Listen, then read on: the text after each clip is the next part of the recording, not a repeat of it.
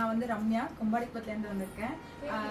வாழ்க்கையில் வந்து நான் இன்ஜினியரிங் படித்தேன். ஆனால் வந்து ஒரு ஸ்டேபிளான வேலை எதுவுமே எனக்கு கிடைக்கல. கல்யாணத்துக்கு அப்புறம் நான் எல்லாமே குவிட் பண்ணிட்டேன். பேங்கிங்கில் இருந்தேன். ஸோ எல்லா இதுலேயுமே டிஃப்ரெண்டாக ஸ்டேஜஸில் வந்து ஒர்க் பண்ணியிருக்கேன். ஆனால் வந்து எல்லாமே வந்து ஃபெயிலியர்ஸ் பார்த்துருக்கேன். கொஞ்ச நாள் வந்து ஆஃப்டர் மேரேஜ் வந்து நிறைய ஸ்ட்ரகிள்ஸ் ஃபேஸ் பண்ணியிருக்கேன். ஆனா வந்து பெண்களுக்கு வந்து ஒரு பணம் கொடுக்கிற சுதந்திரமோ தைரியமோ வேற எதுவுமே கொடுக்காது. ஒரு தொழில் நம்ம கத்துக்கிட்டு நம்ம முன்னேறது வந்து பெண்கள் எல்லாருக்குமே ரொம்ப நல்ல விஷயம்.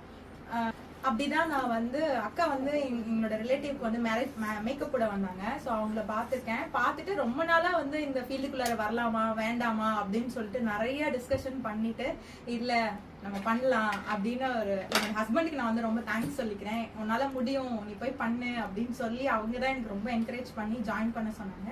நான் வந்தேன். உண்மையிலே சென்னையில கூட படிச்சிருந்தேன்னா எனக்கு வந்து இவ்வளோ ஒரு எக்ஸ்பீரியன்ஸ் எனக்கு கிடைச்சிருக்குமா, ஹேண்ட்ஸ் ஆன் ப்ராக்டிஸ் கிடைச்சிருக்குமா, இவ்வளோ நாலேஜ் கிடைச்சிருக்குமா எனக்கு தெரியல.